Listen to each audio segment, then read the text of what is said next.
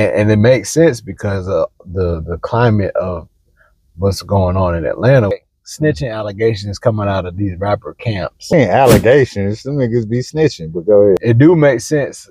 Right. I mean, it would be crazy to see, right? But then when you think about it, like, man, it make too much sense. Yeah. Right? If they go to Future, you just sold your catalog for $70 million, bro, you're not trying to entertain no conversations with law enforcement about nothing. Especially after that Scooter situation. Mm-hmm. I feel like it's related. See, what probably happened was they chilled out, kind of got ghost for a minute, looked around. Let them get back going. Oh, man, come on, man. The oldest trick in the book. Leave them alone for a couple months.